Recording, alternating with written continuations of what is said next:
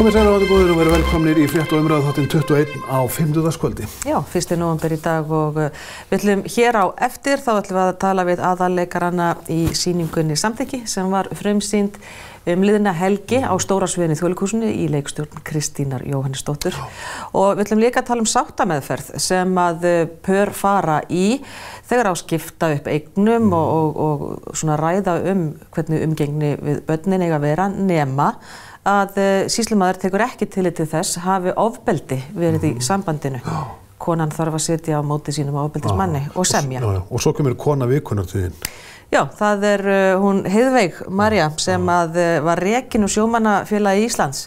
Ótrúlegt mál. Já, hún sest hjá mér á eftir en við skulum kíkja svolítið á fréttirnar í dag og þetta er óhugnaleg frétt. Hugur okkar er náttúrulega á Selfossi og hjá Selfyssingum vegna þess að þetta mál er afskaplega erfitt. Brunin á Selfossi, eftirmál eru sorgleg, tvennt fórst og tvennt í haldi og það gengi út frá því að þetta hafi verið eldsvoði af mannavöldum.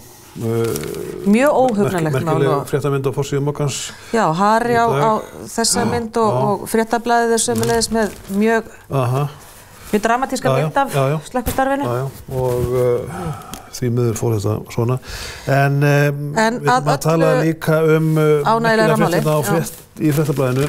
Það er sem sagt lamaðir ganga og það eru vísindamenn út í heimi, svisslendingar, sem að ná ágætum tökum á hlutskipti þess fólks sem hefur orðið fyrir mænuskaða og með raförvun við mænuna er hægt að fá fólk aftur á lappir. Þetta gefur miklar vonir bata þessa fólks, sérstaklega þeirra sem hafa nýverið lent í þessum hrikalegu aðstæðum og að þetta er ekki farin að rýrna. Þannig að læknarnir eru að nálgast ákveðna lausn á svona þessum krankleika sem er mjög alvarlegur.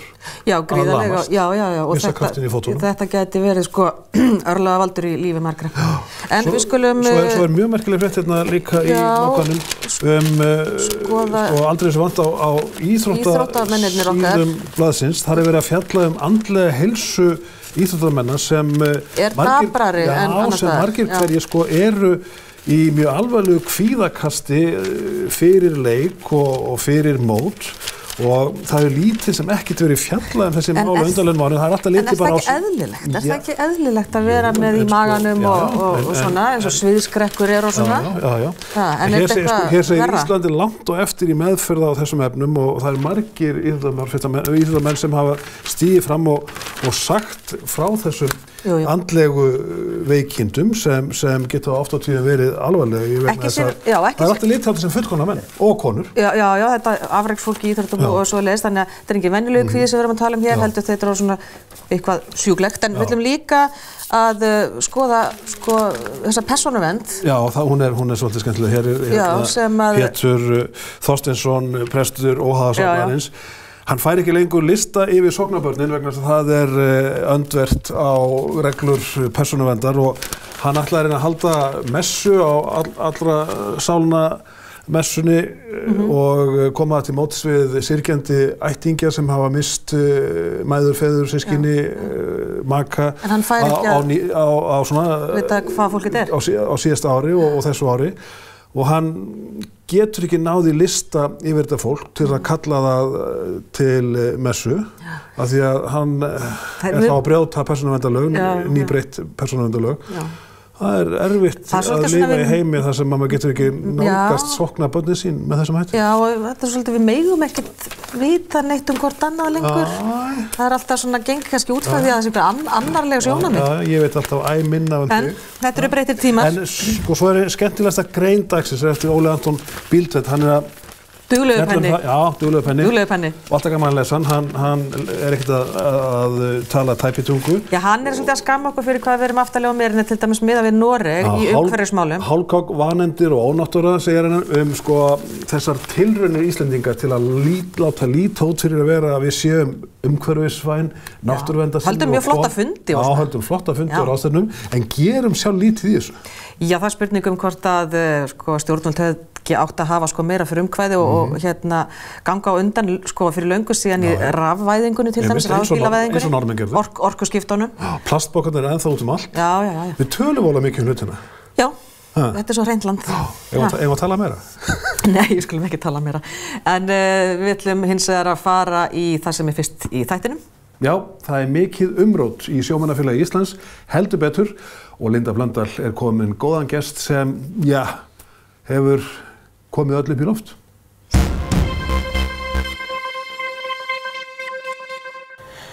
Já, og við ætlum að byrja á þessu. Heiðveig María Einarsdóttir, sjómaður og viðskipta lögfræðingur, var í fyrradag rekin úr Sjómannafélagi Íslands. Hún hafði lýst yfir framboði til formennsku í félaginu að leiða lista og vera formannsefni og þar á fleti og var Jónas Garðarsson. Heiðveig hefur verið aktífur talsmaður sjómanna í kjarabaráttu þeirra, en var sem sé rekin eftir samþykkt trúnaðarmannaráðs félagsins eftir kröfu 4 fulltrúa í trúnaðarmannaráðinu. Heiðveig sest hér, velkomin. Takk fyrir. Sko, þú lýsir yfir í raun og veru sko í haust að þú viljir leiða félagið. Já, ég held að það vera 2. október eða eitthvað, lengra síðan. Sko, eftir að það gerist, hvað fer þá í gang? Þá er stórundilega atburðarás. Áður að meðan ég er að huga frambúðinu þá kanna ég vissulega lög félagsins og skoða þau og bæði fyrir áðurinn í tilkynni frambúðið mitt. Svo rek ég augun í það eftir í tilkynni frambúðið mitt að það búið að breyta lögunum á vef félagsins. Og mér þykir þetta mjög skrítið. Ég gat ekki verið á síðasta aðalfundi að því ég var sjálf á sjó á milli jól og nýárs. Finna enga fundargerðir þetta og óska þá eftir því að fá að sjá fundargerðirnar. Mér er ekki svarað með neinum hætti. Fyrir voru hafði ég sendt póst með nokkrum fyrirspurnum til starfsmannsfélagsins sem ekki fengið svar heldur. Þannig að ég fer niður í félag og óska eftir að fá að sjá fundargerðarbækurnar. Í millitíðinni sendi ég reynda bréf á allt trúnaðarmannaráð þar sem ég óska eftir frekari gögnum. En fer svo niður í félag og þá fæ ég ekki að sjá fundargerðarbækurnar, þessar margar töluðu, heldur fæ ég senda þeim ljósmyndir í tölvupósti á meðan ég stend þarna inni. Já, var það ekki nóg eða? Jú, þannig séð, skilurðu, en þeir vildi ekki sýna mér þarna, þessar ljósmyndir væri nóg. En segja svo núna að það með allir koma og skoða fundargerðarbækurnar og skilja ekkert í það hverju sé komin, þannig að ég veit ekki hvort þeir eru með 3. útgáfuna af þessu eða hvað það er, skilurðu, allavega er ég með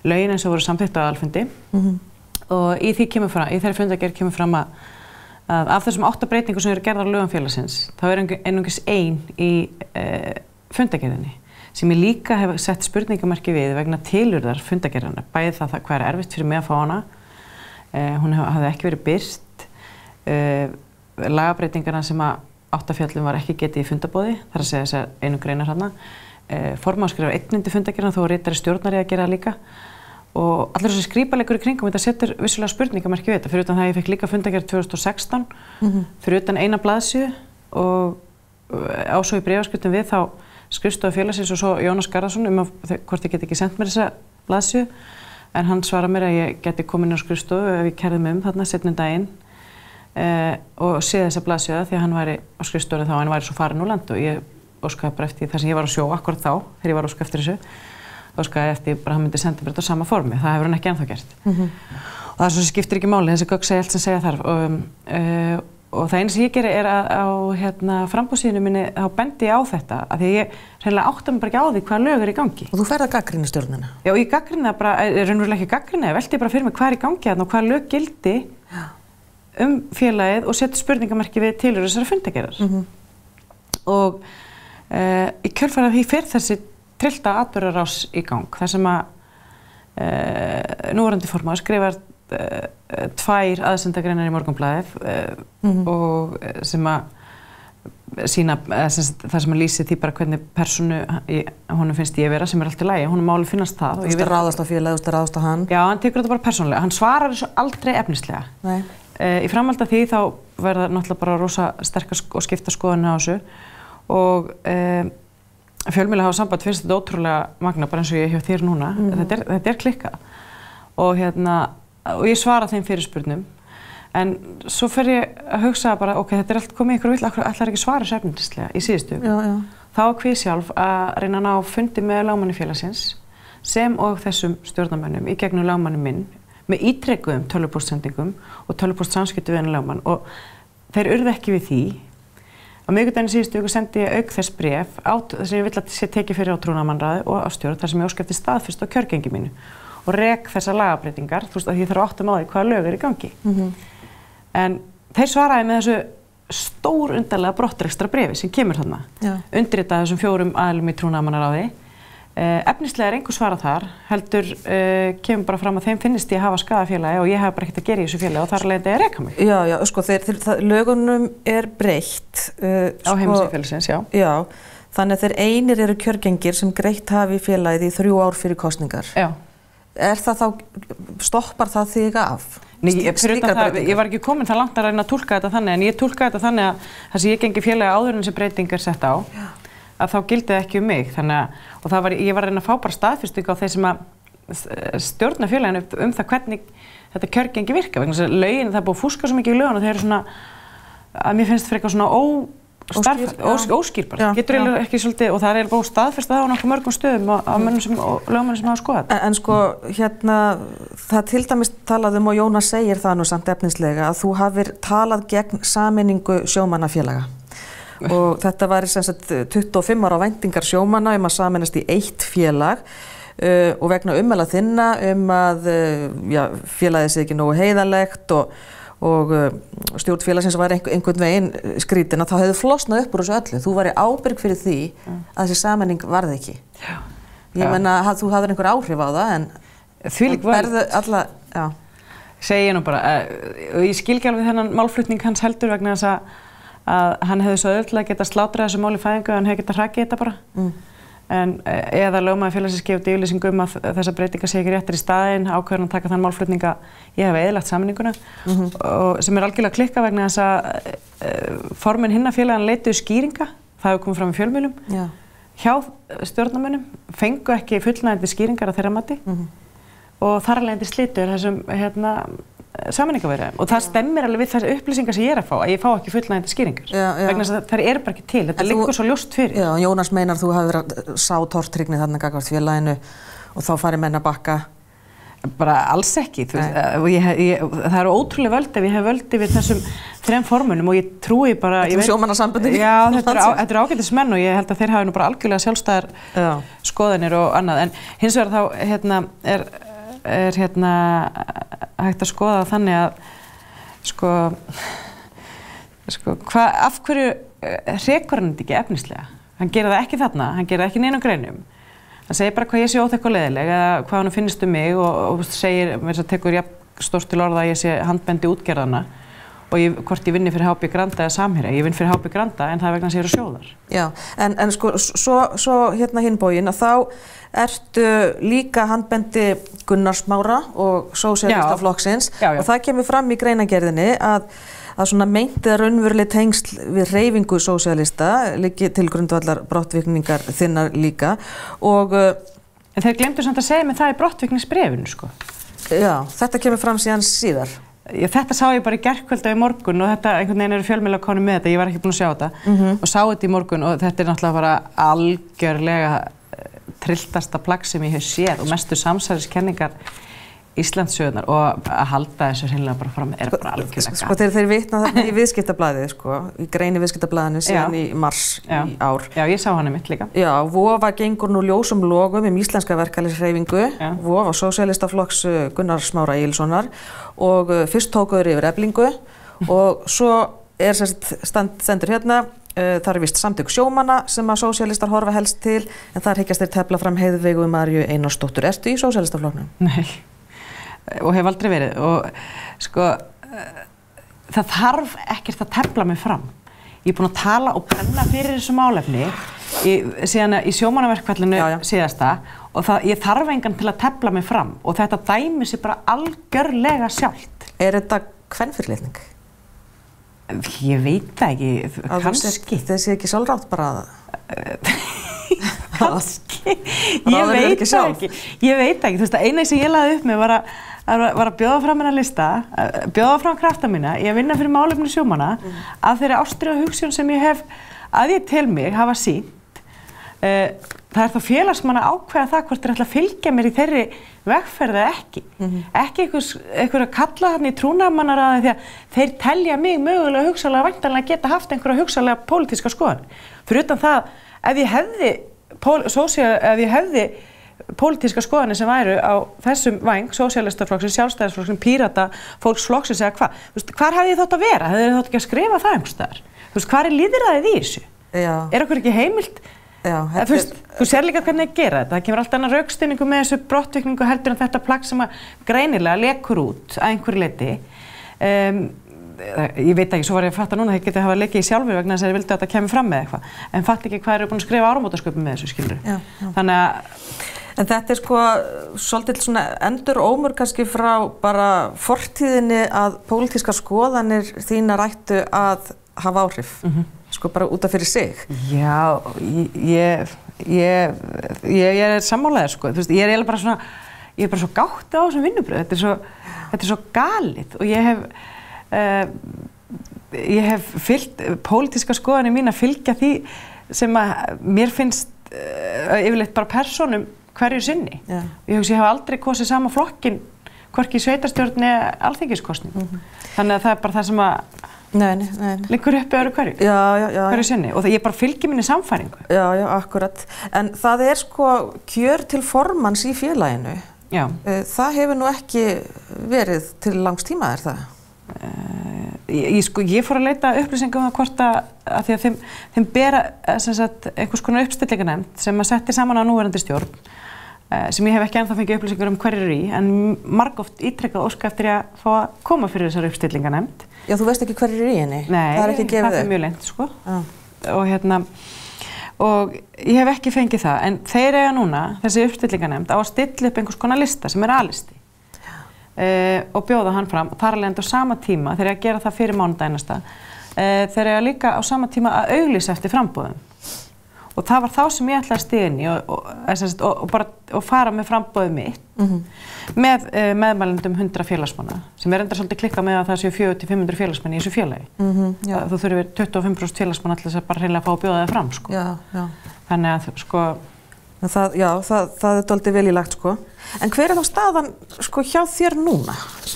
Staðan er bara svo að ef menn halda að þetta hafi brotið mig, þá ég hef aldrei verið sannfærari það að það sem ég sé að gera sér rétt. Að það er algjörlega komið tími til þess að útrýma þessum ólýðræðislegu tilburðum í þessu tilviki þessara manna og þessara afla sem ég til bara að séu búnir. Þessi stjórnhættir og þessi ég veit ekki hvort þetta er hreinlega bara árátta eða þráhyggja það að menn telli sig eiga eitthvað félag fyrir eitthvað. Ég á þetta félag jafn mikið og allir aðrir sem hafa greitt í þetta félag. Það er bara staðreynd. Ekki þessi menn. Já, og fyrir mér halda ég bara félaginu sem lík gíslingu eins og er. Já. Og staða mín er þannig að ég leita rétta míns fyrir félagsdómi en það tekur ákveðin tíma en á meðan er ég bara að melta hans málið og myndi bara og óska eftir því og hef óskað eftir því við mína félagsmenn í þessu félagi að þeir reynilega bara nái félaginu sinni aftur með öllum tiltækum ráðum. Hvað segja félagsmenn sko bara svona í lokin? Þeir eru algjörlega brjálæðir. Heyrir í mörgum? Já, mjög mörgum. Úr þessum félagum stjórnum, úr öðrum félagum, félagsmennum í öðrum félagum, út allt land, alls konar fólki, það eru allir gáttaðir á þessu, en það er þetta algjörlega fordæmalaust. En getur þú kært þessa brottvikningu úr félaginu? Já, þetta mál heyrir mjög líklega undir félagsdóm og við erum að stefna þessu þarinn. Já.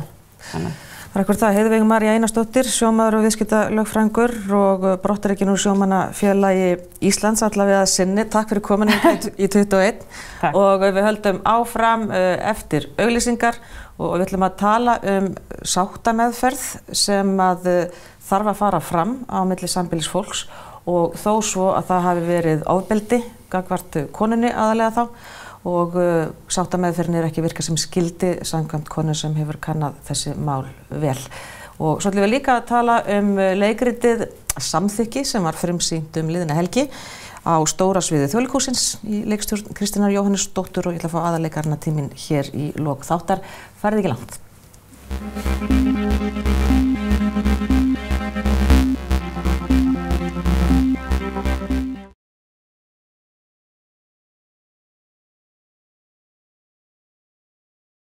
Límtré Vírnet hefur árabil hannað og selt húsnæði af öllum stærðum og gerðum eða allt frá litlum iðnaðarhúsnæðum upp í stærri og flóknari byggingar á borð við flugskýli, knatthús, verslunarhúsnæði og fleira. Límtré Vírnet. Við hjálpum þér að byggja, breyta og bæta. Haustrestaurant kynnir Big American Christmas Buffet. Ekta ameríska jólakræsingar. Pumpkin pie, grillaðu kalkút, hunangsgljáð jólaskinka og alls konar kræsingar. Kleinur hingja bara.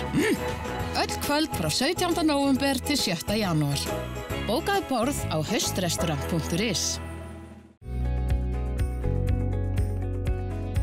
Gefðu gjöf frá frægustu hönnuðum heims. Epal. Mikið úrval af jakkafötum, skyrtum og bindum.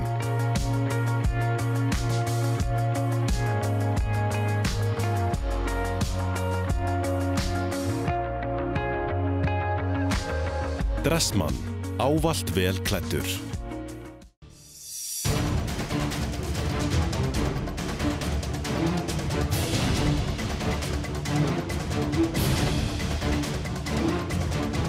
Taktu vel á móti neyðarkalli björgunarsveitanna helgina. Slysavarnarfélagi Landsbjörg. Gjafakort í Þjóðleikhúsið frábær jólagjöf. Ronja Ræningjadóttir, Einræðisherran, Fly Me to the Moon og fleiri skemmtilegar sýningar til að velja úr. Settu gleðistund í jólapakkan. Þjóðleikhúsið. Framundan í þessari viku tax-free dagar. Tilboðið gildir aðeins eina viku og það þessi vika sem skiptir máli. Ef þú vilt góðan díl á potti, þá að koma núna. Bæn! Átt þú að segja bæn? Það ekki. Vottaðir hágæða varahlutir í flestar gerðir bifreiða. Bílanaust.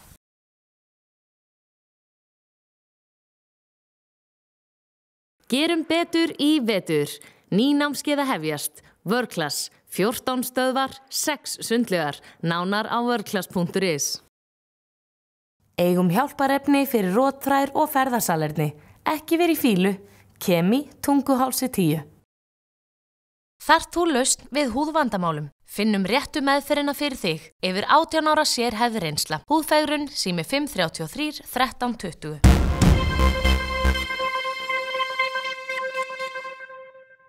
Já, komið sæl aftur og næsta þessu svokölluð sáttameðferð notuð hjá sýslumannsembættum til þess að sætta fólk, þar að segja fólk sem hefur verið í sambúð, gift og á börn.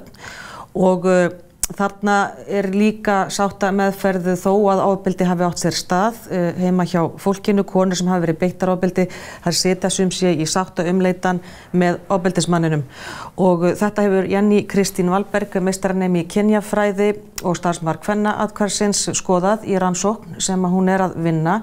Og hún kynnti þetta á ráðstefnunni Gerum betur líka sem haldin var fyrr í mánuðinum, þar sem meðal annars var fjallað hindranir sem snúa að heimilisofbeldismálum og í hinu opinbera kerfi og staða þessara kvenna að það má bera á mörgum stöðum niður en hún mjög slæm. Jenny komin hingað, velkomin. Takk fyrir. Þetta verklag hjá sýslumanni sáttaumleitan, það skylda fyrir pör að fara í svoleiðis þegar það að skilja og þarf að ákveða umgengni, lögheimili og svo framvegis? Já, það í rauninni skylda en það hægt að hafna sáttameðferð og fara þá beint í fá sér lögfræðing og fara beint í dómsmál. En mér langar kannski að byrja því að ræða það að ofbeldissamband ekki í grunninn eins og venjulegt samband þar sem jafnræði ríkir. Og þar sem fólk getur komið á borðum og sest niður og sagt, við skulum ræða þetta. Ræðum samskipti í okkar hjónabandi eða sambúð. Það náttúrulega það sem gerir náttúrulega megin munurinn á þessu þetta bara eðlisólíkt. Þetta eðlisólíkt og að ofbeldissamband ekkert venjulegt samband. Nei, það mjög óeðlilegt samband og konur geta ekkert frekar sest niður á einhverjum öðrum húsakynnum heldur en heima á sér til þess að ræða við ofbeldismann samband. Og konurnar sem voru í þessari rannsókn, þetta voru 10 konur, 5 íslenskar og 5 af erlendum uppruna. Sem þú talaðir við? Já, sem ég talaði við. að þær ein þeirra hafnaði reynda strax sáttameðferð og fór beint fékk sér lögfræðing og tók málið þaðan. Önnur treysti sér alls ekki í sáttameðferð og fór og fékk lögfræðing og það mál er mjög strand og það má eiginlega segja það bæði málin því að þeim er báðum ólokið. Hinar 8 sem fóru í sáttameðferð, það upplifðu allar mikið rattleysi og valdleysi þarna inni og þú ert að semja framtíðina, þú ert að semja forræði, þú ert að semja umgengni og lögheimili barna þinna. Og að gera það undir þessum kringumstæðum og sérstaklega í upphafi skilnaðar þegar að það er alveg vitað að þegar að konur fara út úr ofbeldissambandi þá er oft eitthvað sem hefur gerst. Að það er eitthvað svona, það sem ofta kallað svona rock bottom, það er eitthvað ákveðið atvik eða þolmörkum er bara náð og konur sjá sig knúnar til þess að oft flýja aðstæður. Og í þessum 10 tilfellum þá voru 9 konur sem fóru af heimilinu. Og eru þarna úti í einhverju óvissu. Það eru í óvissu. Og í þessu ástandi og þessari stöðu setjast þær niður í sáttaumleitan með ofbeldismanninum. Já, og á þeim tíma sem að það er vitað að ofbeldismaðurinn er hættulegastur. Það er þegar að missi tök á þolanda sínum og það er einmitt á þessum tímapunkti og þegar að konur eru að fara í sáttameðferð þá er að rigna yfir þær alls konar hótanir, það eru áreiti á öllum samfélagsmiðlum og það er verið að jafnvel hóta þeim að þær mun aldrei fá forræði við börnunum, þær mun aldrei fá neinar eignir út af skiptunum og þeir munu beita sér eins og þeir geti til þess að koma þeim í slæma stöðu. Þannig að þessar konur sem að fóru í sáttameðferð og þú talaðir við, þorðu þær eitthvað bara að tala? Það er náttúrulega misjafnt, en fæstar þeirra, enginn þeirra sagði kannski fullkomlega sína, tilfinningu. Og hvernig semja þær þá? Ég meina í þessari standandi svona höllum fæti. Hvernig koma þær út úr svona sáttaumleitunum? Yfirleitt ekkert rosalega vel. Það er yfirleitt flýta eignaskiptunum rosalega í gegn og semja mjög illa af sér þar. 3 af þessum konum voru að borga af lánum á eignum sem að mennirnir voru með og þeir héldu áfram stjórninni þar. Þá var það þannig að þær þurftu jafnvel að prenta út greiðsluseðla sem þær fá í sinn heimabanka þegar þær eru ábyrgðarmenn, fara með það til mannanna og í einu tilfelli sérstaklega þá kemur hann með pening sem hún þarf að leggja inn á bankareikning sín og getur náttúrulega ekki gefið neina skýringu á því hvaðan þessi peningur eru að koma. Hún þarf að greiða af láninu, prenta það út og fara með hann til hans tilbaka. Til hans, já. Og þannig hann stýrir bara fjárstýrir. Hann stýrir og það er náttúrulega alltaf líka þessi ógnun að hvort að þær séu nógu góðar, hvort þær hafa hagað sér nógu vel til þess að þeir muni nú borga og annars refsa eða þeim refsað. Já, þeim er refsað. Og þetta er einmitt með líka meðlagið að ég sá það líka að það var svolítið gegnumgangandi að menn voru jafnvel að halda eftir fatnaði barnanna þegar þau voru að koma í sína umgengni til þeirra á þeim forsendum að þeir hafa greitt fyrir þetta í gegnum meðlagið. Já, það er allt notað. Það er allt notað. Já. Sýslumaður, lítur hann eitthvað til ofbeldis? Að hér er að koma par, hér er ofbeldissaga, lítur hann eitthvað til þess? Nei, og út af því að það er ganga út frá þessari jafnræðisreglu. Það séu 2 jafningjar? Já, og það er bara svona eitt bóks sem að flestir þurfa að fara inn í. Og margar af þessum konum hafa farið áður, sérstaklega íslensku konurnar, erlendu konurnar eru í mun erfiðari stöðu. Þær vita síður hvernig kerfið virkar og hvaða verkfæri er hægt að nota. Það var veikustu röddina býst maður fast við? Já, oft á tíðum. Og sérstaklega þar sem það er náttúrulega, þeim er ekki skaffaður túlkur hjá sýslumanni. Það er ekki túlk? Nei, en það er vissulega að geta komist túlk sjálfar en staða þeirra oft líka fjárhagslega mun verri heldur en íslenska kvennanna og þær hafa síður kannski bólmagn til þess að greiða fyrir túlka. Og við talum ekki ef að sáttameðferðir taka marga mánuði og þetta eru kannski 10 heimsóknir og Já, hvað tekur þetta langan tíma einmitt? Það fer eftir hversu fljótt það segir. Og það er oft þannig að þegar liðið kannski ár og konur ekki búin að fá neitt út úr sameiginlegu búi og ekki farnar að fá meðlag eða barnabætur og þær eru konar á leigumarkaðinn og jafnvel ábyrgðarmenn fyrir lánum og annað sem að hugsanlega þær þurfa að greiða eitthvað fyrir, að þær flýta eignaskiptunum bara til að hreinlega að koma þessu skilnaði í gegn og bara bæði til þess að bara hreinlega losna, geta andað, en líka bara til þess að fara að fá þetta sem að í rauninni þeim ber í þeim tilvikum sem að þær fá forræði sem náttúrulega ekki alltaf. Nei, sko það eitt sem að blandast inn í þetta líka og það þessi umræða tálmun. Já.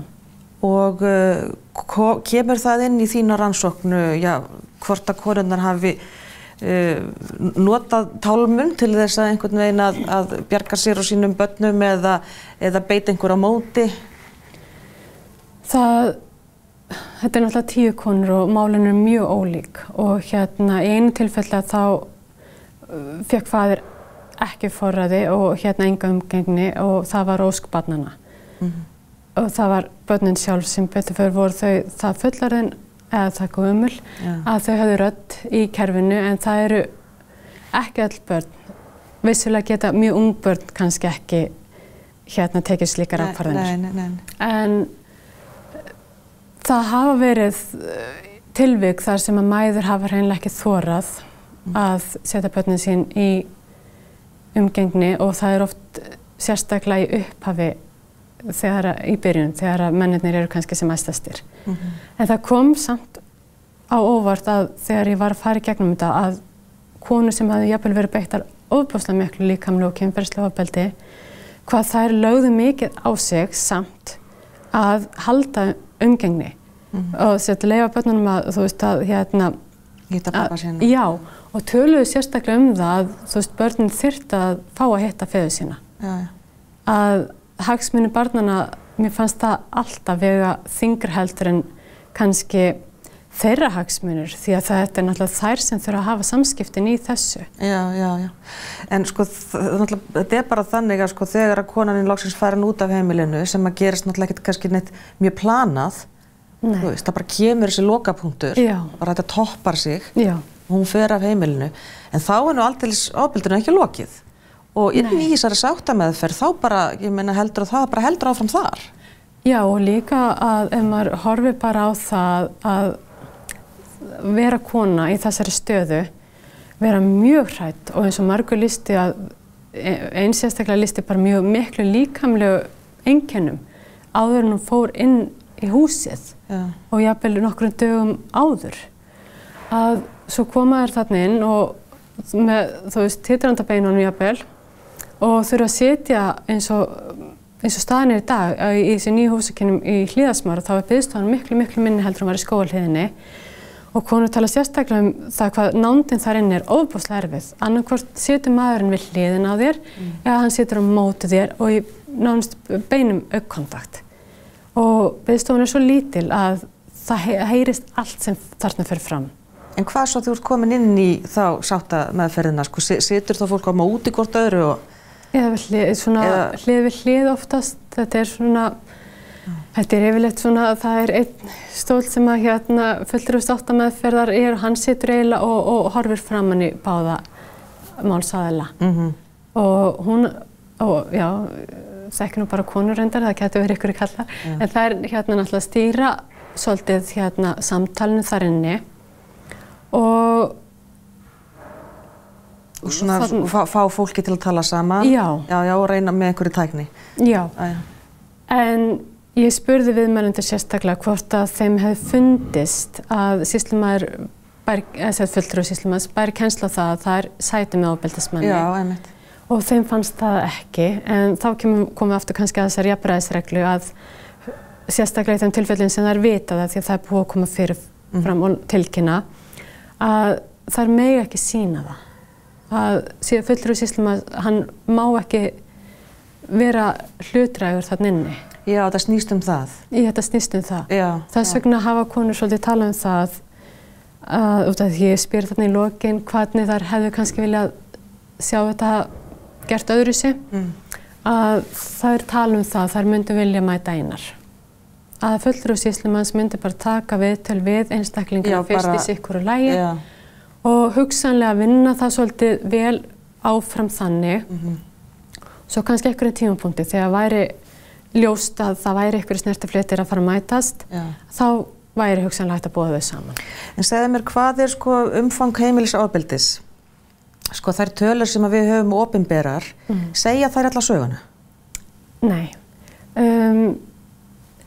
Hvaða tölur reiðum við okkur á til þess að átta okkur á þessu? Það er, sjálfsög eru tölur frá lögreglunni sem eru útkallstölur. Það eru þau tilfell sem að lögreglunni kallar vettvang og svo er náttúrulega haldið utan tölur í kvennaathvarfinu og vissulega hjá bráðamóttökunni og alls þar sem konur koma, þar eru tölur.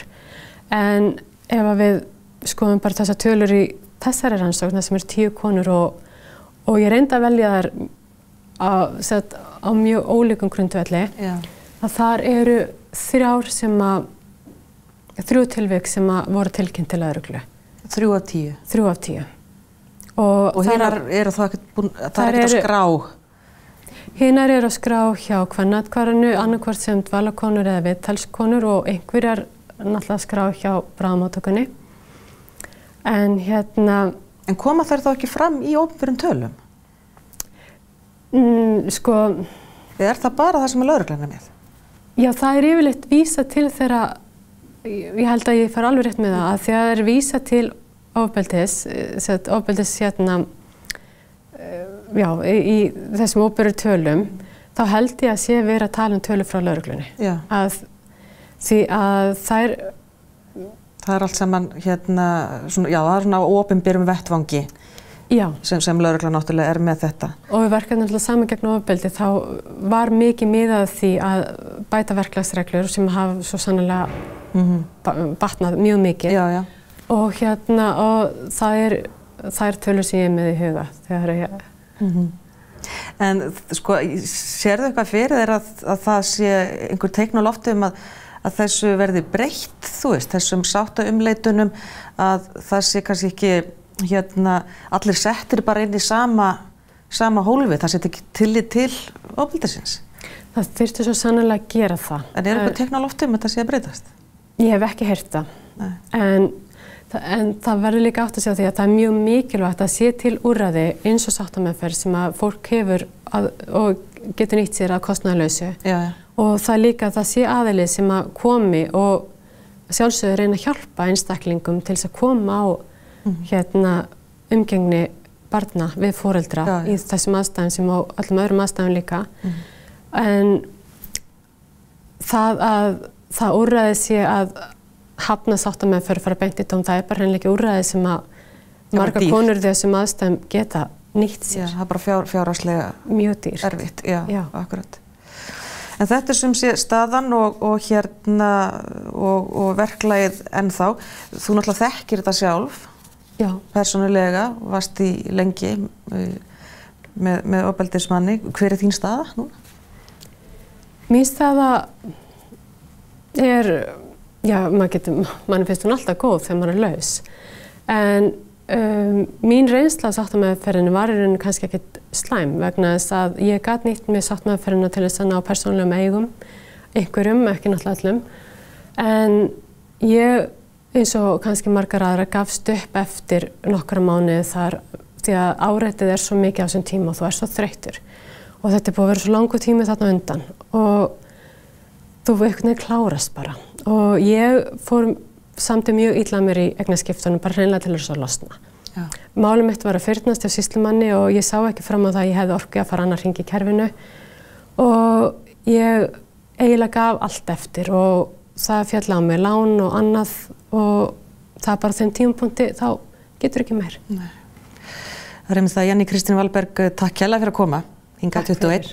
Jenny Kristín, hún er meistarnemi í kynjafræði og vinnur hjá Kvennaathvarfinu og hún hefur verið að rannsaka stöðu kvenna sem er að koma úr ofbeldissambandi og fara í sáttaumleitanir eða aðrar leiðir.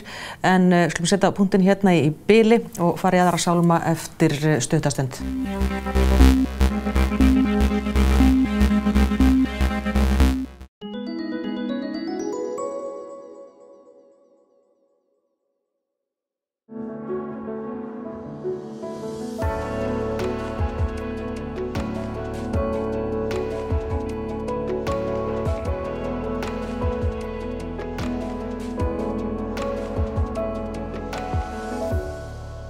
Farðu vel með þig.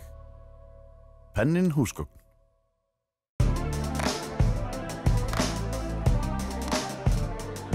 Hvar hentar þér að starfa í dag?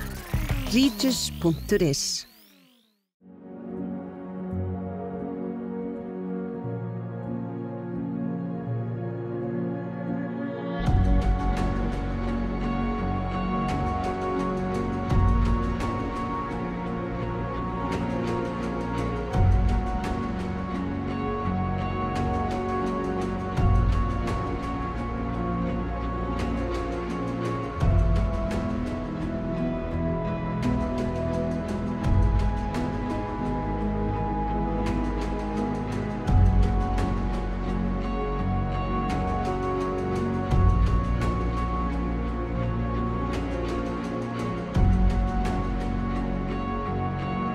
Hvert sem ferðin heitið, þá fylgjum við þér alla leið. Fjallakofinn. Hugsaðu vel heilsuna. B12X, góður kostur gegn skorti á B12-vítamíni. Fæst nú án lyfseðils í næsta apóteki. Jóðes Watch Company Reykjavík úrin fást hjá Gilbert Úrsmið. Kíktu við og kynntu þér úrvalið. Gilbert Úrsmiður, Laugavegi 62.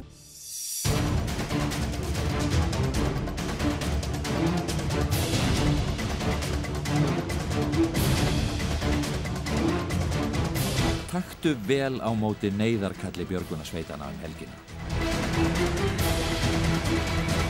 Slysavarnarfélagi Landsbjörg. Ég sem vildi ekki einu sinni kæra. Hann nauðgaði mér.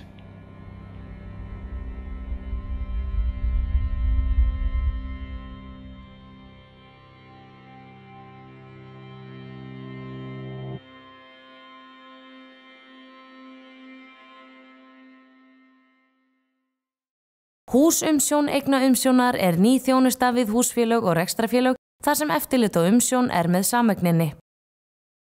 Green Diamond harðkorna dekkin, umhverfisvæn, endurunnin og valda ekki svifryki. harðkornadekk.is. Vantar fyrirtækinu þínu tímabundna fjármögnun? Þá A-Factoring svarið. A-Factoring, Sundagörðum 2. Vantar fyrirtækinu þínu tímabundna fjármögnun? Þá A-Factoring svarið. A-Factoring, Sundagörðum 2.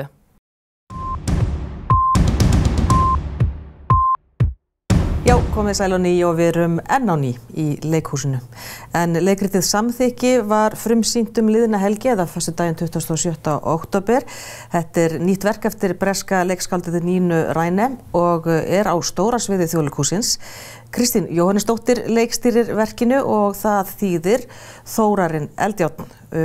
Þarna sagt frá tvennum pörum sem vegnar mjög vel í lífinu, eru öll lögfræðingar nema ein konan, eða önnur konan, svo þarna einhleypur vinur sem líka lögfræðingur og einhleyp leikkona sem þráir að eignast barn. Og við hittum allt þetta fólk í byrjun leikritsins þar sem þau eru í heimboði hjá Edvard og Kitty, eða bara Ed og Kitty.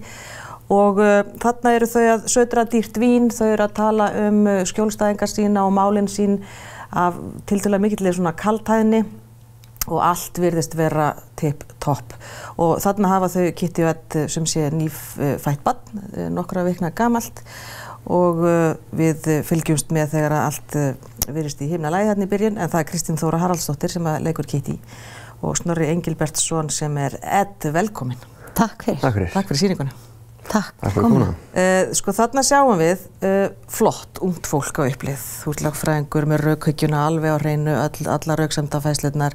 Þú ert viðkvæm, nýbúin að eignast barnið og ert reyndar ekki í lögfræðin. En það svona, þú veist, allt alveg æðislega flott. Og inni hjá okkur og svona. En svo fer eitthvað að trosna í sundur. Og það spurningin, sko hvað reynist þeim svona erfitt? Já. Þarna takast mjög mikið á þessi rök, köldu lögfræði og síðan tilfinningar. Og þú veist, það eins og þegar tilfinningarnar fara að taka pláss, þá bara ráða menn ekki neitt við neitt.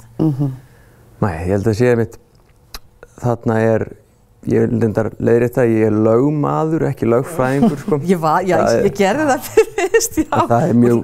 Lögmaður, já, það er málafærslumaður. Já, ég er svo kallar barrister á Englandi, sko. Og þetta er enska réttakerfi sem já, þetta er enska réttakerfi með kviðdóm sem er öðru sinni þeima. Já, en við erum svo að ég er svona, tek ekki mikið mark á tilfinningum og afgreiði mál svona vitsmunalega og bara með orðum og svona reyni alltaf að hafa betur.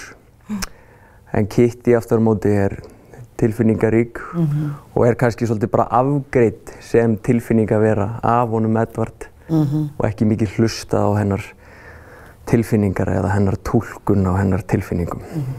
En það sem að gerist náttúrulega kannski að barnið komið þarna. Já, ég held að hún sé líka að hún er búin að reyna að slökkva sko þessa miklu að vera tilfinningavera og eins og það samþykja það ákveðnu leyti að það sé óæðra og að reyna að vera eins lógísk og aðri vilja að hún sé. En svo þegar barnið fæðist þá bæði kemur allt upp og þá hérna eins og ég held að sé bara oft í samböndum eitthvað sem gekk áður það bara hættir að virka sko. Eitthvað samkomulag sem virkar ekki. Þannig koma hormónarnir allir náttúrulega og það bara einhvern veginn er einhver punktur. Já, og þetta stóra sameiginlega verkefni skilur að vera foreldrar. En síðan í sögunni svona þegar henni vindur fram að þá kemur ýmislegt í ljós að þetta er ekki eins létt og fellt. Og þarna kemur í ljós að þau eru búin að vera óheiðarleg. Það búið að vera framhjáhald og svoleiðis. Þannig að sko, er þetta bara það að hérna, sko þau bara geta ekki höndlað, hvað maður að segja, einmitt á tilfinningarnar. Það sé bara, sko, rökin eru, sko þau eru allt þarna í leikritinu og þau eru alls svo klár. En þetta er bara, þú veist, þetta er ekki lífið. Nei. Þetta er líka sko eins og oft er bara með óuppgerð mál. Ef þið eru óuppgerð, þá eru þau óuppgerð og þú getur reynt í lógíkinni þinni að sko, að ákveða það bara. En tilfinningarnar og líkaminn vill oft gera annað. Fá uppgjör á alls konar málum sko. En sko það er þetta dómsmál sem að kemur síðan inn í. Þarna, sem þetta er dómsmál, það er kona sem hefur verið nauðgað. Og þú, það er meint nauðgun fyrir geðu. Já, það ristir inn. Sem þú hamrar svolítið mikið á í verkinu. Já. En þú ert sem sagt, sækjandinn. Ég er verjandi. Ég er verjandi sakbornings í nauðgunarkæru. Og Tim vinur þinn, lögmaður líka. Já, svona, hann er fulltrúi sem sagt. Vinur innan gæsalappa. Hann er sem sagt fulltrúi hérna ákæru valdsins. Að hún er í rauninni ekki varin, heldur er hún vitni í sínu máli í rauninni. Þessari nauðgunarkæru sem ríkið á að hendur skjólstæðingi mínum. Sem er náttúrulega mjög ósanngjarnt og hún í raun ekki með lögmann en ég aftur á móti er lögmaður Herra Taylors gerandans í þessu máli. Það er breska kerfið, það er eins og sko höfundi verksins segir hafi komið einu svo óvart þegar hún er að skrifa þetta að þannig virkir breska kerfið. Hún er ekki með verjanda. Nei, og það er sömuleiðis er þessi kviðdómur sem að mér persónulega finnst svo skrítið sko. Það gerir þetta að svo miklu leikriti.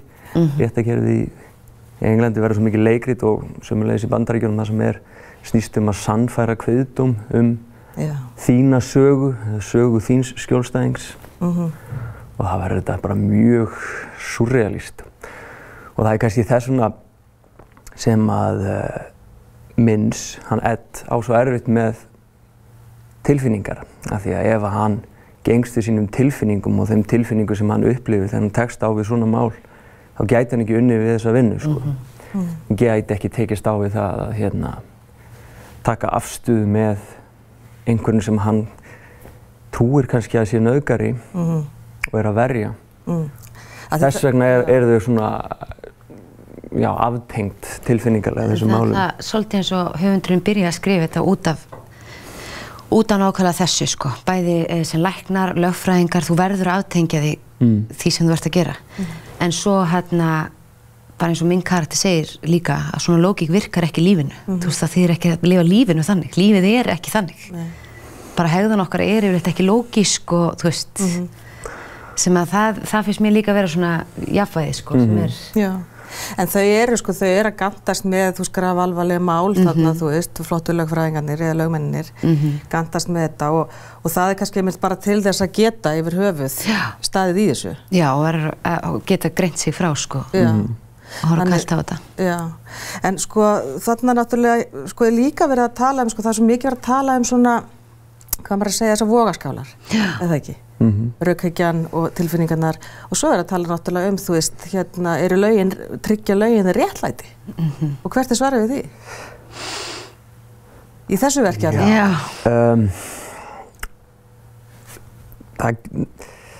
Ekki alltaf. Nei, sko, þetta mál það brotið á henni þarna, þessari konu sem að hann Tim félagi minn að verja allverulega að því að það kemur á daginn að hún á sér forsögu og hann, gerandinn, á sömuleiðis sér forsögu. En hans forsaga ekki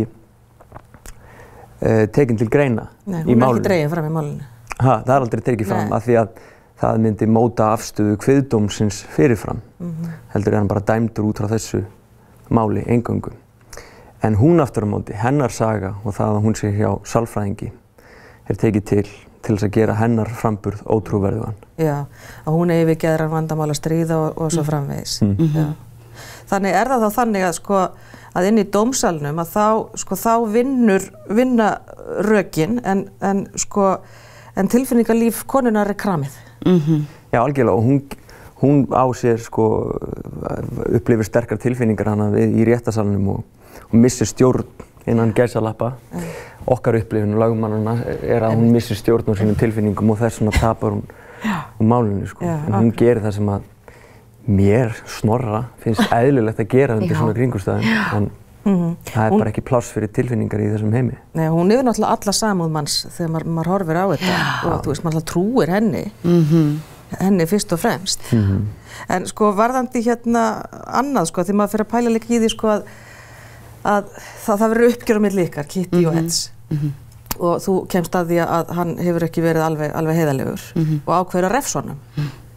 Þannig að sko fyrir refsingin kannski ekki bara fram inn í réttarkerfinu, þegar hún líka fram annar staðar.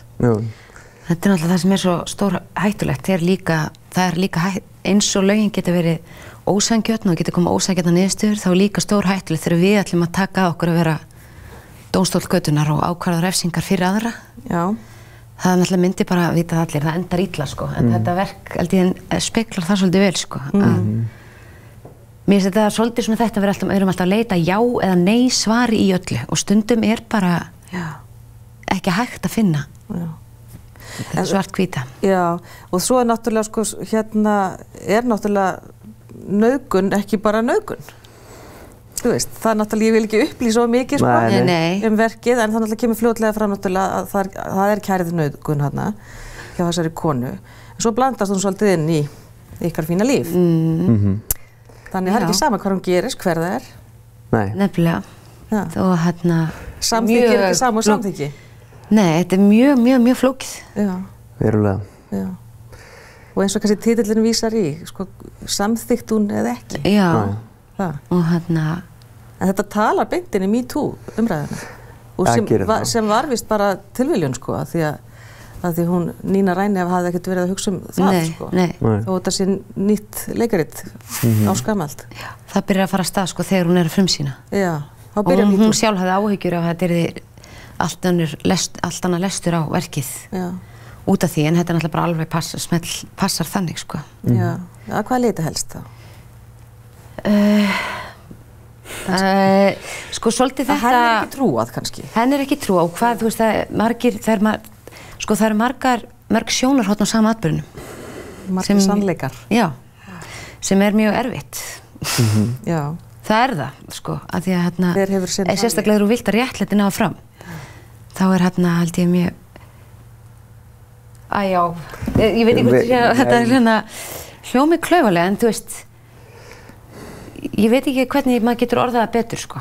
Já, á þess að gefa mikið upp. Á þess að gefa mikið upp, þess vegna við farum að svona. Það sem gerist með þetta leikrit og þetta er alveg heil kvöldstund. Það sem gerist alltaf, ef ég tala bara sem áhorfandi, að maður fer heim og maður að hugsa og maður hugsar alveg sko nokkra daga á eftir og þú veist, maður líka veltaði fyrir sér, byrju, ef að tilfinningarna réðu. Já. Þú veist, og maður vildi náttúrulega, þú veist, leyfa sér konu að hafa tilfinningar, hún var fórnarlamb og ekki refsa henni fyrir það. En ef það réðu, hvar varum við þá? Nefnilega. Þú veist, verðum við ekki að hafa þennan ramma sem okkur þykir svo ómanniskjulegur? Já. Þú veist, maður fer á fullt. Já. Það bara... Að hugsa og það er engin ein niðurstaða. Nei, og það var nákvæmlega sem höfundurum vildi, sko. Hann ekkert að hnýta lausa enda endilega. Nei. Því lögin eru ófullkomnin. Já. Það bara þannig. En það það eina sem við höfum.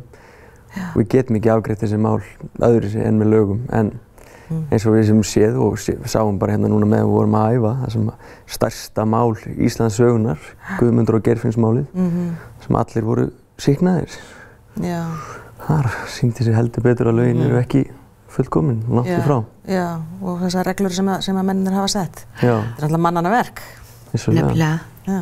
Og við getum ekki án lagana verið og við getum heldur ekki án tilfinninga verið. Við erum alltaf í þessari klemmu. Já. Þetta þarf að halda því hendur. En leikmyndin, Stígur Steinþórsson gerir hana og hún fyrir að vagga alltaf svona reglulega. Maður svona, býtu, þú svimar mig eða hvað er að gerast? Hvað tákn er það? Já, það má draga... Er það vogaskálarnar? Jú, ég held að það sé svona ekki beinast við að túlka sem svo, sko, vogaskálarnar og ákveðin hallar og svo, þú veist, þeim fleiri sem eru sviðsvinstra, þá hallar sviðið til sviðsvinstra og þessi óbalans líka, þú ert alltaf að reyna að finna balansinn og stundum fer hann ólangt í þess átt og... Akkurat, en svo er þetta bráðfyndið líka. Já, þetta er hljómar mjög. Nei, þetta er bráðfyndið og það, þú veist, það er líka alveg kostild snorrið þegar Ed fyrir að leyfa tilfinningunum að koma út og þú veist, verður. Hann deyr næstu því bara. Hann getur þetta ekki. Hann kann ekki á þessar tilfinningar sínar, sko. Hann engist Já, eins og hann segir sjálfur, hann hefur ekki grátið svona síðan hann var á leikskóla. Sem er alltaf alveg sjúklega ósanngjarnt ef við förum út í þær pælingar, hvað er glata að drengir megi ekki gráta. Það er algjörlega ömurlega ósanngjarnt og það held ég að það sem hans svona stærsta mein er það að hafa ekki fengið að gangast við tilfinningu sínum. Já. Fóruð þið mjög djúpt í og ég kannski gef mér það að Kristín Jóhannesdóttir náttúrulega frábær leikstjóri. Snillingur. Já, snillingur. Fóruð þið mjög djúpt inn í þessar pælingar, eða ekki, þegar þið voruð að æfa? Já. Sko, hún er náttúrulega mjög djúp. Hvert leiddi hún ykkur?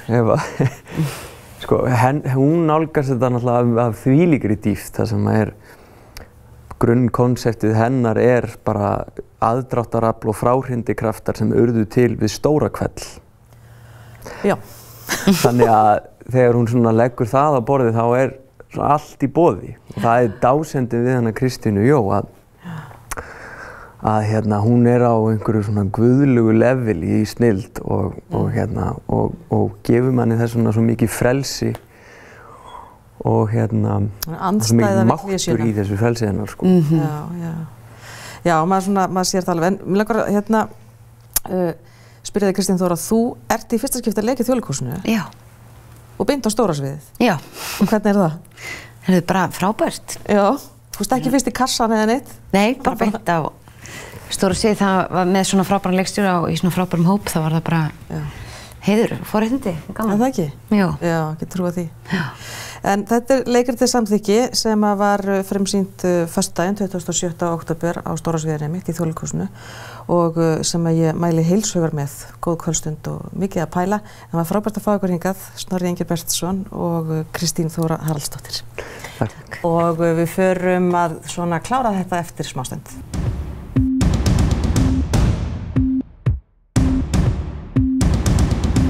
Förum að segja þetta þá gott, Linda mín, komdu hérna og hjálpa mér að kveðja. Mér langar samt í lokin að hrósa eins mókanum sem á það oft til að gera merkilegar og miklar úttektir og leyfir sér sko að gera það á nokkrum síðum. Hérna er verið að fjalla hugsanlegt, mögulegt gos í Öræfajökli, þeirri stóru öskju við hlið hnúksins sjálfs og úttektina eftir fyrirmyndar hjá Kristjáni H. Jóhannesen og sjáu þið þeir leyfa myndum að njóta sín. Já, þetta er nefnilega... Annars vegar mynd eftir Rax og hins vegar eftir Tómas Guðbjartsson og gaman að skoða og stúdera vel teknar myndir sem fá að njóta sín á öllum 5 dálkunum. Já, þetta er fyrir augað og þetta segir líka, þetta fitar fréttina, eins og stundum er sagt. Fitar umfjöllina. Það var vel sagt. Bætir miklu við. En það er komið að lokum hjá okkur núna og við höldum áfram ótrauð næstu daga. Við þökkum ykkur kærlega fyrir að horfa og verið sæl.